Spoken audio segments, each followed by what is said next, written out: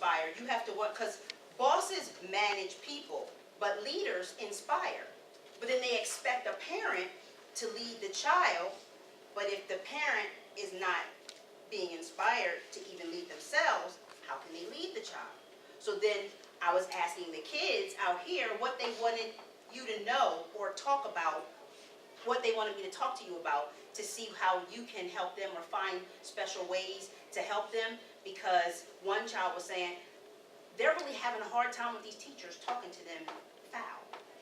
And when I say foul, I actually pop up at schools, because I don't care about anything in reference to getting information from word of mouth. I want to see what the teachers are doing at that time, and not because I'm looking for blame or anything of that nature. I really just want to know what's the stress level of these children, because it's so not fair. Like, the stress level that we have is major when you're going out in the real world, but because I'm trying to get them ready for the real world, I want to see what their real world is now. And my daughter kept coming home more and more introverted. I just want to be, Mom, don't talk to me right now. I'm going to my room. I just got home from school. And I'm like, the school? Oh, okay. Well, so I went. Teachers have changed ideas. I don't know. Not all of them. Some of them are really putting a whole bunch of effort in and trying their best to really give these children a heads up. But some of them have gotten to the place where they just want to teach you and get you out the room. I mean, like, get the H out my room. Why did you bring your butt in here, but not saying butt? And in my son is in elementary school, my daughter is in high school. I went to his elementary school, and the teacher, I kept trying to figure out why the kids always want me to come back to the class. Miss Nikki, you coming back tomorrow? Miss Nikki, you coming back tomorrow? And I'm going, why do you want a parent in the room all the time? Well, one day I decided I'm going to go, I'm going to sneak up to the door, and I want to hear what's going on in the class. I go, and I'm listening right outside, and she didn't know I was there. Well, if you just sit your hiney, oh no, she didn't say hiney, sorry. That's my word. Just get organized. Sit down. And I was like, okay. Then I wanted to test it to see if there was a difference, if you would do that, and then if I showed up, would the tone change, or would you just keep it, I know you heard me, I'm sorry, I'm losing my grip, whatever the case may be. Total different. Oh, hi. How are you? I said, I don't know, how are you? I said, what was just going on? She said, what? I said, what do you mean, what? What was just going on? Nothing, I'm just trying to get them organized. I said, trying to get them organized. Okay, no problem. And then I didn't say anything because I wanted to see how the reaction was going to be after, just to see naturally what you would do. Are you going to tell on yourself, or are you going to have somebody come to you? She decided that we were going to act like she didn't know what I was talking about. So I'm going, okay, now I get it. The kids know that when I come in the room, it mellows out. When nobody comes or there's no visitor, we have to deal with this all the time. Well, it's not just elementary, but think about that. We got little kids already stressing out, and they're just, 7, 8, 9, but they're coming home with you, and now they're bouncing off the walls, and you're trying to figure out what in the world, and then, of course, we have to combat against the internet and television, and they're overstimulated with all this information, and we're trying to figure out how can we calm them down, get them back on track, and they have no idea what to do with their emotions. None. And I had to get to a point where I was going, okay, something has to give. I need to either find out what we can do to calm you early in the day, or calm you once you get home and get some kind of idea of getting calm before you go to bed. Because all of this high stream stress, and then as parents, what are you supposed to do with that? You may or may not like your job.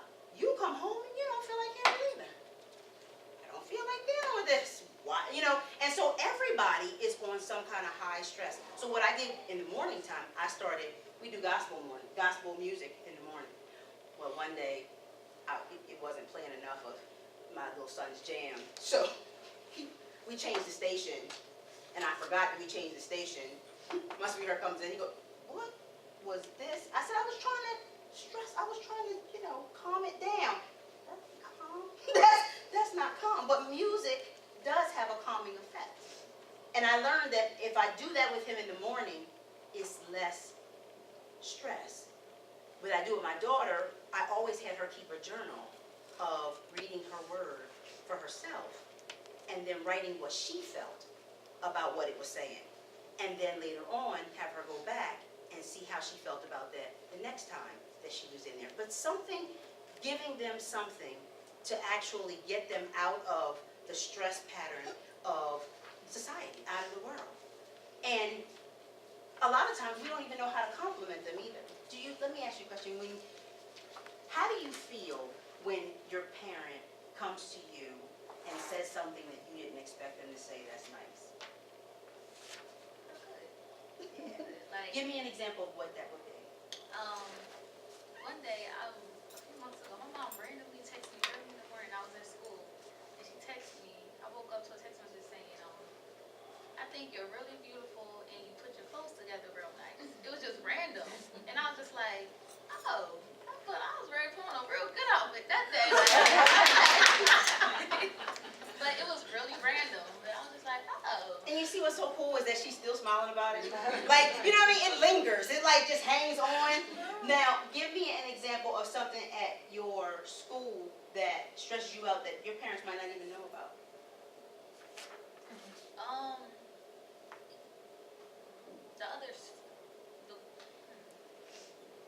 The culture of the school, like, is not what I'm used to. Sometimes it can be stressful not being the home, like, the safe home environment, calming. It's a lot. In college, it's a lot. It's a lot sometimes. So, give me, has there been anything said from a teacher or a student that? I can say, sometimes in my field of what I want to go into, my advisor suggests I go higher education, get a master's, get a doctorate in this field, versus my teachers in my major say that's a waste of money. Like, getting something else, you'll be overqualified in this field. And it's kind of like taboo with the sisters who got higher education. That's something that, like, now I'm like, I'm graduating in 2 years. Like, thinking about that, it stresses me out a lot. Like, well, it don't stress me out, but it's a concern. Something that you think about all the time. So, now let me ask you this. When's the last time you actually said something positive to your parents? Something positive. Like, something complimentary? To them. I say something different. Usually I say they look nice and stuff. I tell my dad, because, he's doing Fit by 52, say something about his stomach, usually. Usually talking about her nails. I just said her nails, something about her nails when she came in. Nails and hair, but I think I do. Yeah. Do you find it difficult? As far as compliments, trying to find the right words to say to your parents? No. The reason why I'm asking is because I'm gonna do a little test or a little thing right now. You all know I do all this I love pop quizzes and things of that nature. I feel that a lot of times we forget how to compliment because everything is so negative. So if you could think of, I want you to think of one adjective that you would either want to hear or you would say to your child. You would want to hear from your child or you would want to say to your child. One positive adjective. I'll give you an example. Beautiful. I can start anywhere. One adjective that you want to hear to you or you would give to them. Yes, please. I would tell my daughter that she's lovely. Lovely. I like that. Yes. They can do it. Do it. Yes, positive. Yes, sir. An adjective. Productive. Always tell them you're the best. You're the best. Responsible. Responsible. Smart. Smart. Say intelligent. Intelligent. I'm stuck.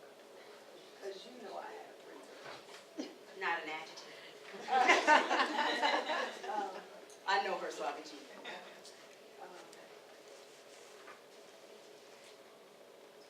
I tell them that I appreciate it. Appreciation?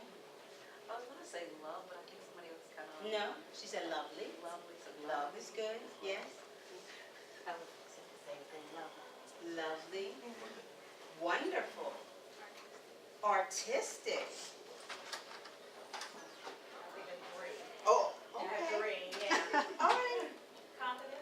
Confident, okay. Appreciative. Yes, ma'am. You got this, right? I got this? Okay, that's awesome. So I have only boys in my house. That's all right, they need that. Yes, so- They love, oh. So usually I say you're strong and you got this. My Got son this. loves to hear that. Yes, high five, yes. Amazing. Amazing. Excellent. Excellence, yes, I love it. Now, oh, no, go ahead. Adjective? Creative. Creative. An adjective that you would once said or said to. Yeah, 2 years of college, you can't think of something? On the spot, on the spot. Oh, That's why I do this exercise. that I would once said, Money, money isn't an adjective. Dad said money's not an adjective. that I'm maturing. I would like to hear that I'm maturing. That you're maturing. Awesome. Awesome? All right. Okay. Now, that same word that you used, would you feel good about that being said to you? Wouldn't you like to hear your child say that they think that you're an awesome parent? That they appreciate you? That they're grateful that you do what you do even when you don't feel like doing it? You're tired of doing it? I'm sorry. You know, you love them. And at the same time, what I'm trying to build on is the fact that I want them to see us as people. And I think the more that we use words that actually help them see more positivity, the more they're actually going to say it back to you. We just have to pick the right times. You know, my children want to pick it when they get ready to ask you something that they want, you know, or, you know, Mom, you're so beautiful. I'm like, David, what do you want? Because I know something else is coming after that. Can I have some pizza? Yeah, there we go. I knew something was coming. But I think parents want to hear it too. And I think that there's nothing wrong with that. Like, do you think that there's anything wrong with wanting to hear something positive from them as well? Because every time you go to a parent something, isn't it always what you're supposed to be doing for them? You ever feel that way? Like, it's always something that you're supposed to be doing for them, and we haven't gotten to a place where, what'd you say? I said like now. Well, I want them to start trying to do something for you. Something that helps them understand that they're getting ready to be in the same place you are soon. And sometimes I get, my sweetheart reminds me, I get a little far ahead of myself because I'm always thinking ahead, like moving ahead and moving to the next thing. And I've always promised myself when I was younger, because I knew I wanted to be a mom and I knew it was important, I always wanted them to understand how to appreciate. You ever notice back in the day when you were, parents wanted you to have better because they had less when they were growing up, so that they would buy you, this generation here or close to it, they would buy you the $110 pair of sneakers, or they would get you an outfit that cost so much money, more money than they would have had on their back, or whatever the case may be. And then all of a sudden, they come home and they're muddy, or they gave them to their friend, or whatever, and you're saying, wait a minute, you don't understand how much I went through to get you that, and now, and see, you're fussing with them, but the reality is, we don't teach them that. We weren't teaching them the hard part about how we got it. We just taught them that I love you so much, here you go. I love you so much, here you go. I love you so much, here you go. And then, like, you wonder, well, wait a minute, how did you get selfish? Well, when did they ever stop being selfish? When you come here, you only know self. You have to be taught appreciation. You have to be taught consideration. You have to be taught respect. And if we're not giving it, then we can't get it.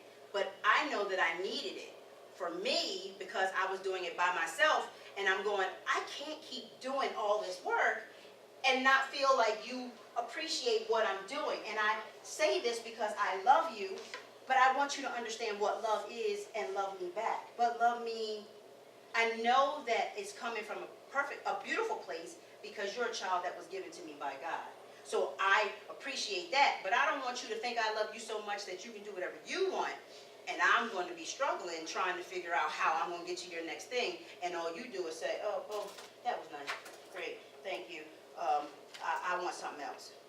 That, whose feelings does that hurt? That's the other thing I was saying. You go and get something, and you give it to them, and they would look at you like,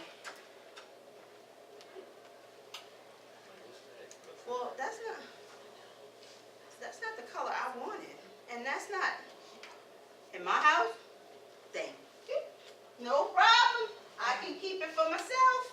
We don't have to go there. But at the same time, I don't really want that reaction. What I want is, I know that you did it because you love me, thank you. So, how do we get there?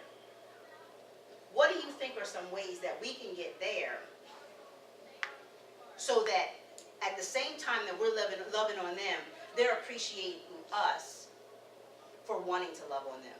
Because this is what I also tell my children, and I teach as much as I can. Parenting is a choice. Nobody ever tells us that. When they send you when you go into the doctor's office and when you go and give birth, nobody ever tells you that parenting is a choice. What we do is get mad at the people that take that choice and walk away from it, and we see it on the news, and we see it at the schools, and we see it at the churches, because some people do walk away. We talk about a whole bunch of men that walk away, and I find it unfair because there's women that walk away too. Or like the woman that decided that she, I just don't feel like doing this anymore, and one by one she decided to drown her children. Or the one woman that decided to run her car in the ocean. And then she said something made her told her to do it. Something did tell you to do it. I don't know if it was the right something, but something did tell you to do it. So how do you think we get there? What do you think are some options so that our children see us as, like she said, people? Yes, ma'am. I think that as parents, we should be more discriminating on when we are given these gifts and honoring these requests that they want. Because if you're constantly giving them stuff, it's not going to mean anything. So if the gift is attached to an accomplishment, maybe they pulled their grades up, maybe their attitude has changed, then that's a reward. That shows you, hey, I see what you're trying to do, and I appreciate that. Here's this gift. But to just keep lavishing stuff on them, they'll become spoiled brats. Right. What else? Yes, ma'am. I know a huge thing, excuse me, for my kids, I used to feel like I owed them something. Like I used to feel like, because me and their father weren't always like on good terms, and they saw some things that I would say, I should do this for them because of those things. And then it took me to become more mature to say, I don't owe you nothing. I brought you in this world, I give you everything you need, and it took church family and people like, Ray, you're like the best mom. Am I? But it took people to tell me, like, you're doing everything you're supposed to do, you don't owe them anything. And that's when I took on a different way of raising them. Like, I give you things when you deserve it, and when you don't. Because my kids started thinking I owed them. Like, it was like, you didn't get these things. I think I didn't have money. How many times do we do better for them than we do for ourselves? Oh, all the time. Right?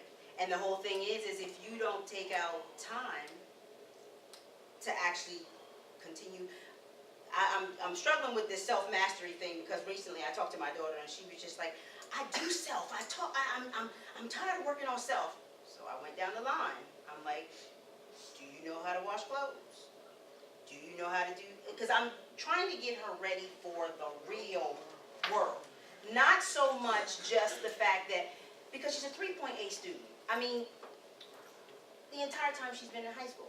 So the point I'm trying to make with her is the fact that Life is not about I hand you a paper and you complete it and it's done. See, but highly intelligent kids, our leaders, our ones that we want to love on us, all they know is you tell me what to do and I'm going to do my best to do it. My thing is you use your creative mind to find out what needs to be done, initiate it, and then get it done. I need you to see outside that box because there in reality is no box. They lie to you. There's no box. There is no one handing you a paper. Mom, Dad, they hand you a paper. Okay, you're a mom, you're a dad now. That's it. Follow that. And you got kids. And they'll work. And they'll be successful. There's no such thing. And because and the reason why, and I'm going to go on the spiritual side because that's where I am, and I'm sold out for Jesus, and that's just me. We build off of new ideas. God is constantly creating. We can't stay in the same place because things are constantly creating. And if we continue to believe that we have this way, only one way of doing things, we'll never reach what it is that our purpose that we have to fulfill. I always say that there is a big puzzle, and you are one of the puzzle pieces. Think about this. In reference to the puzzle piece, your puzzle piece, before you're a parent, you're a puzzle piece. Your part right there. This piece fits into that big picture, right? But think about the pieces that are around that piece that you are. If you don't fulfill your purpose, they miss out on theirs. Did you ever think about that? That messed my head up when I really, really sat and thought about it. If I don't do my purpose, it's not about relationship. It's not about making sure that I get everything for everybody else. If I don't do my purpose, I'm messing people up. You feel me on that? So when I really sat down and thought about it, it came to my mind that our senses stimulate our thoughts. Our thoughts control our actions. Our actions help us to get to our purpose. And our purpose helps us reach our destiny. Does that make sense? So when we learn that for us, then we can start helping them understand we got an extra ticket. Even though they are the blessings, but they're our extra ticket in reference to God saying, I trust you. I'm going to give you a life. And I know you can do the best thing with it. Then our job is to believe and trust that He's right. So when we learn that for ourselves, then we can teach them to appreciate us, because now you know your worth. Oh, it was this thing. Oh, it was a quote. Somewhere I read, it said, when you really learn your worth, you'll stop giving discounts. I was like, yes, I love that. When you really learn your self-worth, you'll stop giving discounts. And that way, when you can appreciate who you are, then you can start helping people learn. Because we teach people how to treat us, right? And when we teach people how to treat us, then we start showing the whole, being a role model that we're supposed to be. So I was just giving another idea I wanted to ask you is, what are the things that you want, now that you are a parent, and I know you can't just stop your world and do whatever you want. What do you want at this point? Because see, that's where we are. What do we want? Because when we figure out, you have a goal, and then you're trying to help your child have their goal. And both of you can help each other. If both of you are helping each other, then you can master that. As far as, seeing a big picture. If that makes any sense at all. Like if you see a big picture, well, like my lady friend was saying that you don't owe them anything. we're trying to find balance. You don't want them to feel like they owe you. You don't want to feel like you owe them. We want it to be a partnership. God wants family. Family. Like loving on each other. Somebody said something about love and lovely. We want to be loving on each other. So how can we love on them? Well, I think about it like this. If we start showing ourselves that we love on us, then we can give them the role model that they need to love on us and them. But they're going, the reason why I brought up the school thing and I brought up everything else and bring it all together is that they're going to a whole bunch of negativity and they're trying to come into positivity. And it's a battle all the time. And though they're going to church, which, again, I'm going to say it like this, I have nothing against church. I love church. I was raised up in church, but my whole thing is that's fellowship. You still have to know self before you get there, because the influence in church is not always positive. Remember, it's a hospital for souls. Not everybody's soul is on the same page. Yes, ma'am. The workshop was over a while ago. They said that they were going to come get us. So is that what you've come to do, Ms. Chandra? You've come to get them? I have come to greet you all. Thank you all. Before she embarrassed me in front of the room. Oh, no, I thought that's what you were, I thought that's what you were coming